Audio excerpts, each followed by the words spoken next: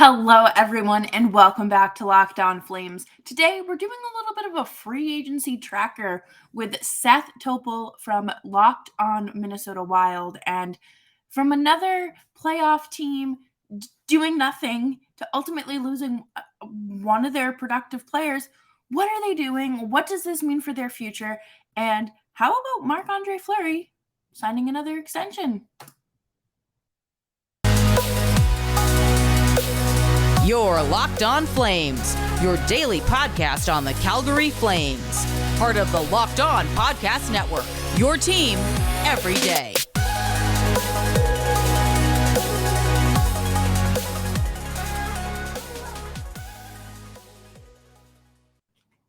Hello, everyone, and thank you so much for tuning into today's episode of Locked On Flames. As always, I'm Jess Belmosto, and today I am joined by Locked On Minnesota Wild host Seth Toupal as we talk all about the latest do-nothings in the Western Conference, and of course, how that can be very relatable for us Flames fans right now.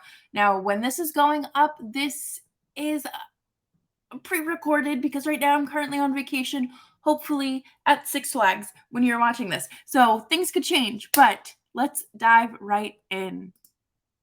Alrighty, everyone. So here is Seth Toupal of Locked On Minnesota Wild, which is a fantastic show. So you definitely should check it out.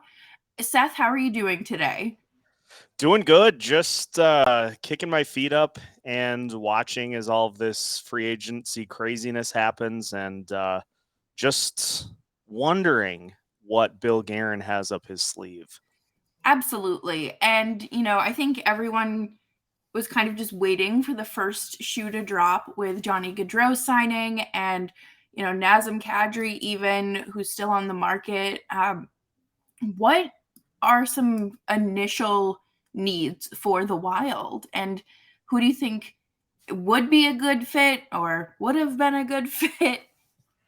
It's funny because Bill Guerin's been pretty adamant about the fact that the team is pretty much set as we head into free agency. Obviously, with the Cam Talbot trade, that changed up the goalie rotation a little bit. But that was one of the things that Guerin worked on throughout the season into the beginning of the offseason, was just trying to get the roster as close to ready as we possibly could have it, so that he didn't have to necessarily worry about getting into bidding wars for other players. I completely forgot about this. Last offseason, the Wild were heavily interested in trying to get Nick Foligno to sign with the Wild as he was a free agent. Yeah.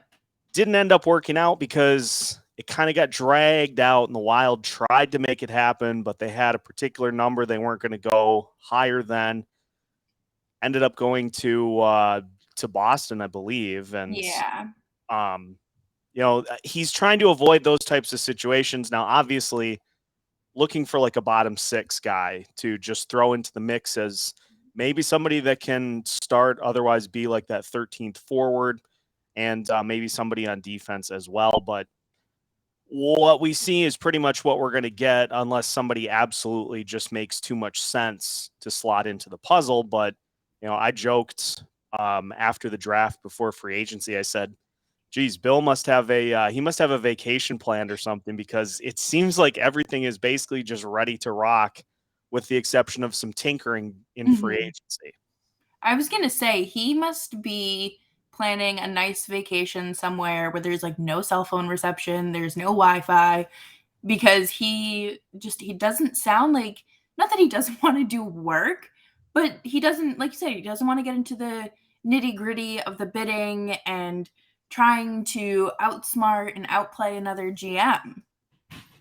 Well, and I think it's showing him trying to be practical during the worst of these buyout seasons. We've got the 12 million in dead cap this season, and then it bumps up to 14 for the next 2 years after that. And so, if you have a limited amount of money, You go a little further to try to make sure that you've got it planned out. You Mhm. can say, okay, I've got this taken care of, this taken care of, this taken care of.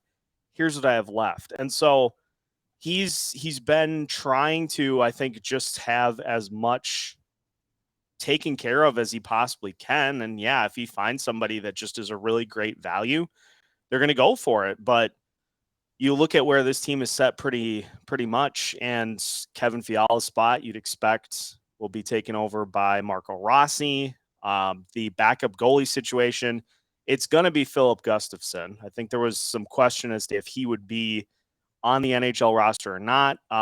Turns out, as Ross of Locked On Senators told me when we were discussing the trade, turns out the final year of his deal is basically an NHL contract. And so if he were to get sent down, he'd have to clear waivers. He's going to be the backup. So that spot is set.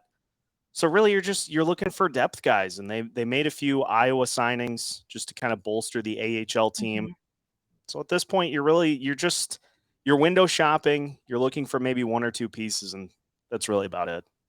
Yeah, and it's such an interesting thing to bring up the buyouts because I remember when all of that was happening last summer and it was just kind of like, okay, well the Wild are making a push, like a true push for the Stanley Cup. They're a very competitive team. They're just it's dead money. It's dead weight. They can't bring on another, superstar with no money basically. And do you think that, say next year or the year after, that dead cap is going to come back and bite the team in the butt? I think what it shows, what that dead cap is going to do, is that this team that Bill Guerin has currently constructed, he's going to ride with it as much as he can. But as the team, let's say they don't perform at nearly the level they did this last year, that's going to lead to probably some moves at the trade deadline. Mm-hmm. And it's probably then going to lead to some subsequent moves in the offseason. And I think the design is going to be for the Wild to just replace those spots with younger players. You've got the likes of, say, Adam Beckman, who really showed well in training camp this past season, just wasn't quite ready to make the team. Maybe he takes a jump this year. And if you have somebody that you deal at the trade deadline, maybe he ends up getting those final handful of games to just really see what he's got. And they're going to do more and more of that with the hope that they can get a bunch of these young guys to be ready to go. You'd hope that Jesper Wallstedt is the number one goalie by then. You'd hope that you've got Matt Boldy, Marco Rossi, Mm-hmm. maybe an Adam Beckman, and a couple of other guys that are really showing well so that you can take advantage of those cheaper entry-level contracts. And then you can go throw 15 million at whatever you need because you'll have Kirill Kaprizov, and the hope is that you'll have a few other players that have really exceeded expectations that can match him so that Mm-hmm. once these buyouts are done, full bore into the window to compete for a Stanley Cup. Yeah. That's a really good way of looking at it because, it's a lot easier to compete with those $800,000 contracts versus bringing, a 9.5, $8.5 million guy onto your roster. And, that's something that I think is a good thing to remember, especially for Flames fans. There's a few prospects that could absolutely make the jump next season or I guess this upcoming season. And you're dealing with that money versus a big chunk of change. But coming up next, we are absolutely going to talk more about Kevin Fiala in the loss and how that's going to be felt around the locker room and on the ice as well. But first, let's talk about Built Bars. Built Bars are a delicious tasting protein bar that everyone needs in their life. Seth, do you have a favorite flavor? Boy, it seems like every time we get a chance to sample a new flavor, it Mhm. becomes my favorite. I mean, the mud pie ones were just extraordinary. So I'll go with the mud pie. Yeah, you can't go wrong there. And, you can definitely check out more of a variety of their flavors, including a variety box on built.com. And it is a perfect way to get your sweet tooth satisfied without putting all the bad chemicals and sugars into your body. So head on over to built.com today and use promo code LOCKED15 for 15% off of your next order. Kevin Fiala. Was his season this year, or I guess this past season, was it a fluke? Because I don't want to say a fluke. It was a career high 85 points, 33 goals, played a complete season, which looks like, I mean, he's 25, so he's still young. But do you think that it was something that was sustainable for him, or was this more of a one-off situation? I think we can look at Kevin Fiala's season in a couple of parts. Early on in the season, he was on a line with both Freddie Gaudreau, who coming into the season was more of a defense first type center / wing.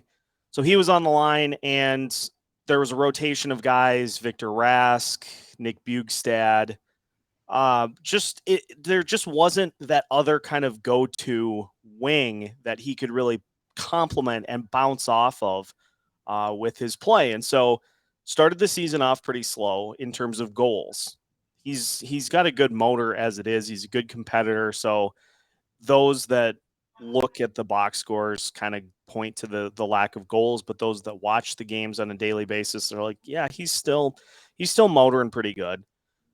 Once Matt Boldy came onto the scene, and we talk about just the Wild overall, hoping that some of those guys can exceed what is expected of them. Matt Boldy as a 20-year-old, I don't know if you're going to be able to do much better than what Matt Boldy did. So getting those two on a line together, I think really just helped take Kevin Fiala's numbers over the top, because those two just worked so well together.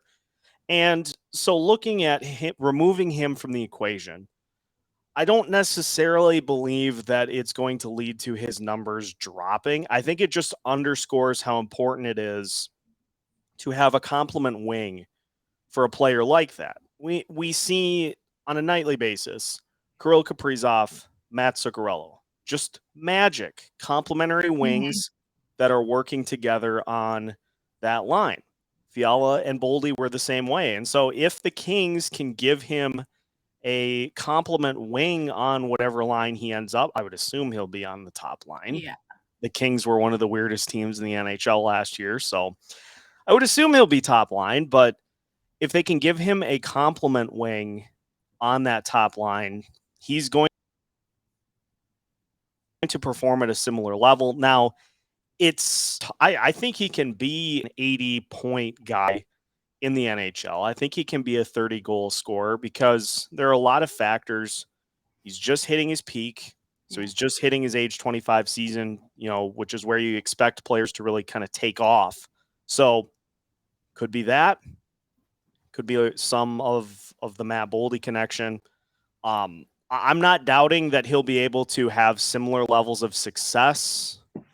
I don't know, because there were definitely some parts to his season, and he had as torrid of a finish to the year as you could possibly have. He had 25 goals in his last 40 games. That's absurd. So will he do it that way, or will it be more spread out over the course of the season? It's going to be really interesting to tell, because I think a lot of Wild fans will be keeping an eye on the Kings. And depending on how things go for him, there will be some people that will try to, myself included, there will be people that will try to kind of diagnose, like, okay, what's going on? Like, if he gets off to where he doesn't have a goal in his first 10 games, something like that, people are going to say, okay, what are the elements that have changed here? Right. So it's going to be fascinating. I think he's certainly capable of it. That year one in LA is going to be very key as to if it's a trend or if there were a lot of little elements, because the other one too, contract year, Yeah, was going to be a restricted free agent, knew he was going to probably be traded. Mhm. So you're trying to impress the new team. So there might have been some of that too. He's a great player, and I would have no doubt that he would be able to replicate it. I just got to see it first. Yeah, that's a really good way to put it too. And like you said, he's entering that prime that, I feel like 27, 28 is when you really start seeing that, like, their true prime, but 25, 26, like, that's like the catapult for it. Yeah. You see that with Andrew Mangiapane too, who just had a 30-goal season and turned 26 during the season. So it's I love that we can pinpoint like the age and when in their career this is where they're supposed to be, this is where they should be. Are they underperforming, overperforming? What is going on? Do you think that his presence will be sorely felt? Like, do you think there'll be a huge gap in the lineup, even with some of these younger guys? I've tried to kind of caution as to just how hard it's going to be to replicate. I'll put it this way. Not only did Kirill Kaprizov shatter the franchise record for points in the season, goals in the season, Kevin Fiala did too. He Oh, broke the record for most points in a single season by a Minnesota Wild player. It was 83 by Marian Gaborik back in a long time ago. So not only did he break the old mark, but obviously Kirill, first player ever to get over 100 points in a Minnesota Wild uniform. So that just gives a little historical precedence as to just how difficult it has been for Wild players to do what he just did. And you take that and you remove it from the equation. So it's going to be tough to replicate that. But the Wild and Bill Guerin are banking on a couple of things happening. They're banking on Matt Boldy taking a jump. And what he was able to do in 47 games, you're looking at, okay, if we extrapolate that over 80 to 82 games, that's about a 75-point pace. Now, not necessarily going to probably do quite that well, but maybe he will. So right. if you take his numbers and you put that over a full season, that has basically replaced the Fiala production, and then what you need is for Marco Rossi to simply perform at or better than what Matt Boldy did. So math wise, it checks out, but you see so many teams in the NHL that have that number one and number two option. Yep. It was Kirill and it was Kevin Fiala, and now he is not a member of the Wild. So somebody is going to have to step up. If Matt Boldy does, this team's going to do pretty well. If players kind of have a tail off, and there are a lot of players who could potentially have a little bit of a regression. You had three guys that had career highs in goals by a wide margin. Ryan Hartman, Marcus Foligno, and Matt Zuccarello came close. Joel Eriksson Ek did achieve a career high in goals. So all of those guys, I'd say Joel Eriksson Ek probably the most likely to repeat, but Mhm. Ryan Hartman's career high before the 30-plus goals that he scored was like 15. Marcus Foligno was always like a 10 to 12 goal scorer, and then he had 22. So do those guys do that again, or do they come down to the pack a little bit? Yeah. And, I've tried to kind of crunch the math a little bit throughout the offseason. Every goal that you don't score means that either the defense or the goaltending is going to have to be better to overcome it.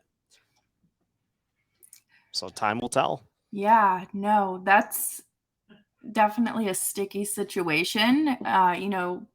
Hopefully Marco Rossi is ready too. I mean, I don't know where he's at. I know that his recovery process kind of took a little bit.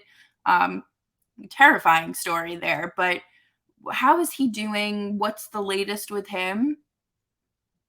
Well, the good news that I hear and see out of the Wild's development camp that's currently going on right now is that he is far and away one of the best players on the ice. So I think the Wild were trying to be a little cautious with him this year. It seemed like as the AHL season wore on, he got more banged up. And so he ended the season. And when the Wilds put their list together of Black Aces, he was not included on that list. So a lot of fans were like, what's going on here? Where's Rossi? And Michael Russo hit it pretty well on the head, is that the team just wants him to get healthy. So Yeah. it made more sense for him to just have the full off season. And by all accounts, he looks great. He's in good shape, and I think he is primed to have a fantastic season for this team. Um, so hopefully he's able to do that, because like you said, the story was a nightmare of what he went through. And so Yeah. it makes him an easy player to root for once the season gets going. Absolutely. And I tell people the story all the time of how he was afraid to go to sleep because he didn't know what if he was going to wake up. And that's 18 years old. When Yeah. those are things you don't worry about when you're 18. You shouldn't have to worry about. But, obviously you can't root against him. He, like you said, it's easy to root for, and you just hope for the best. You hope that he stays healthy, and everyone makes the right decisions when it comes to staying healthy and washing your hands, because we just, you never know. But coming up next, we are going to talk about the window of championships, how this playoff season panned out for the Wild, and of course, what could come next. Thank you all so much for tuning in to Locked On Flames. I'm currently on vacation, so thank you for hanging out. Any news that has come out, you'll catch it soon. But Seth, the Wild proved themselves this year, I think, to a lot of people to be a competitive team. I think that for a while they kind of had to get over this hump of an identity. Are we a good team? Are we a mediocre team? Are we even a team? Are we all on the same page? And that was one of the more interesting things to watch this season. I host the national show too, and one day I was looking at the standings and I was like, "Oh, Minnesota, they finally have figured it out." Was there a defining moment for them as a team or a specific game where it all just sort of clicked? It's funny because I think, felt like I don't know if people felt like the season was slipping, but you had the Winter Classic and you get just throttled by the St. Louis Blues. And I don't know what it was about that moment, but it seemed like everything after that just continued to rocket up to elite status. I mean, the team was doing well before the Winter Classic, ran into some COVID issues with multiple players having to be out of the lineup, rash of injuries. Mhm. They put it all together after that and just went on an absolute tear, to where you're beating the likes of the New York Rangers, you're beating the Washington Capitals, you're beating the Toronto Maple Leafs, you're beating just all of these teams that are these playoff juggernauts in the Eastern Conference. And I think there was a run there right up to the trade deadline where the Wilds are winning almost every night. I think they won something like they won like 9 out of 10, and then they went on like a 6-game winning streak after that. Something along those lines. Yeah. And you're looking at that stretch and you're like, Okay. we might be able to do this. And that's the whole thing that kind of encompasses this Wild season and the Parise Suter buyouts, because that was the objective of them when they were done, is that it was going to give the Wild some initial cap relief. It was going to hurt later, but I think it allowed Bill Guerin a chance to see if his team could really go for it. Right. And I look back to Chuck Fletcher's tenure a lot, especially with what's going on with the Philadelphia Flyers recently, which, yikes. But it seemed like with Fletcher, he built He had a core that he built. Mhm. And you add Parisi and Suter to the mix. But it felt like under Chuck Fletcher, the Wild hit their ceiling and they were never able to go over that. And so you bring Bill Guerin into the mix, and I'll go on record because this is what I said before the season started. I wasn't sure that the Wild were going to be able to replicate the success because they were just beating up on the teams in the West during the COVID realignment. I thought you're beating up on Anaheim, San Jose, Arizona every night of the week. Are you going to be able to sustain that success going up against the entirety of the NHL schedule? Right. Well, they did. But that's, I think, where this team is at is they exceeded expectations, but now with what is going on with the buyouts, it's going to give Bill Guerin an opportunity to replenish the core. And with Fletcher at the helm for the Wild, it was always about filling particular spots. Like, hey, we need a fourth line right wing, so let's draft one. Or we need a third pairing defenseman, so let's draft one. Wild's history of draft picks under Fletcher was real bad. So I believe it. it seemed like they hit their ceiling as like a fringe playoff team. They just could never exceed it. And then Bill Guerin now has more grand designs of what to do with this team. And so he is having Judd Brackett draft all these elite level prospects so that once they're ready to go, there's a spot ready for them at the top of the lineup. Yeah. That's how it should work. I feel like you don't want to just, if you have an immediate need for a player, like that, I feel like that's what you address in free agency and not in the draft because it takes a little time to develop and after the Yeah.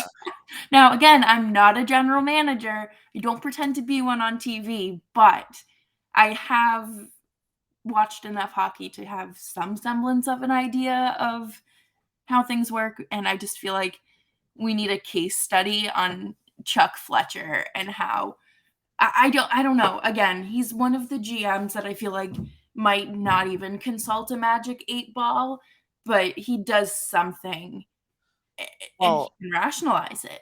And like you look at just the difference in tone from the Blue Jackets general manager when being able to acquire a player the likes of Johnny Gaudreau, and how he was like, look, once we knew it was a possibility, we just full bore said, let's do it and we'll figure it out later. I feel like Bill Guerin is more on that level than what Chuck Fletcher said, where he wasn't comfortable paying the price to make it happen. Let's be clear here. The Flyers had to get rid of one contract. They had one remaining contract they had to get rid of to make it happen. We all know which one it is, but Fletcher did not want to pay the price to move the player, which would have been a draft pick. And then you have the Vegas Golden Knights who are just giving players away. Like, Yeah. It's a draft pick, Chuck. Just attach one pick and you end up getting okay. like your franchise cornerstone. Right. But it's crazy. And I can't wait for like 10 years from now when we just get a book from someone who just, this is the conversation I had with Chuck. And this is, I thought he was going to say yes, absolutely. And then he just hung up on me or something ridiculous because that is just so Chuck Fletcher. And I feel bad for Flyers fans. I really do. My adage that I used on Twitter was that he's going 35 and a 70, and yeah, just in the left lane, just chilling, going 35. Cars are honking at him, but as long as he gets there when he gets there, he'll be fine. Whereas you've got other cars that are just weaving in and out everywhere. So the Wild have about $4.3 million left in cap space. Before we wrap up the show, do they have anyone that they need to re-sign? Any RFAs? Resign? No. The last of those players ended up leaving, that being Jordy Ben. That's right. Ended up leaving to go elsewhere. I believe it was to Toronto, which good Have luck. Fun. Yeah, good luck. Nick Bugstad went to Arizona. Nick Delorier went to Philadelphia on a 4-year deal, which I'm not even going to try to explain that one. There's no logic. But yeah, that was the last of it for players that needed to be re-signed, and so obviously going to need to keep an eye on the potential call-up salaries of Marco Rossi and maybe a couple of other players. Yep. But there are still some names out there that the Wild could add that they could get for relatively cheap, including, as one of my listeners brought to my attention, a player whose Wikipedia page said that they currently play for the Minnesota Wild, Mr. Evan Rodriguez. So I'm going to look at that a little bit because maybe that ended up happening and nobody told anything. Must have missed that too. So I think they will add somebody on a true NHL level deal. It'll just be somebody that kind of, after the dust settles from this week, it'll be somebody that they go in and they get. And you look at some of the free agents that Bill Guerin has signed. Freddie Gaudreau obviously far exceeded his expectations. Yep. So Bill Guerin's got a track record of being able to sign some pretty good free agent players on cheap contracts. So my guess is he'll be able to do it again. Yeah, that'll be interesting to watch. I think the Wild are just a really fun team to root for because, again, like they give that underdog vibe. And if there's anything that Flames fans know, they are the underdogs that are just kind of always in the middle, except for this past season, which was an absolute fluke, but we don't have to talk about that. So obviously, if you're interested in following along with the Wild and Seth, where can people find your show and you on social media? You can find Locked On Wild anywhere you listen to your podcasts, any platform. Make sure to follow us on YouTube as well. We're keeping you up to date on all things Minnesota Wilds with every new episode that we do. So follow along for the fun. Easiest Twitter account for the show to follow is mine. I still haven't mastered the art of tweeting on both yet. So it's probably easiest to just follow me. The show account does tweet out new episodes, but most of the hockey thoughts are from my own personal account, which is at SETHTOUPS. Perfect. That is going to be a lot of fun this season for you. I think, Matt Boldy and Marco Rossi are going to be such difference makers on that roster.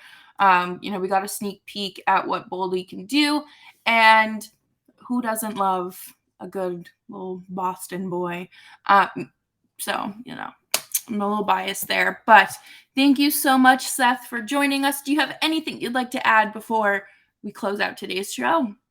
Nothing that comes to mind other than I wish Chuck Fletcher the best of luck on his continued pursuit of absolute mediocrity. I like that, and I think that's a perfect way to end today's show. And thank you all so much for tuning in.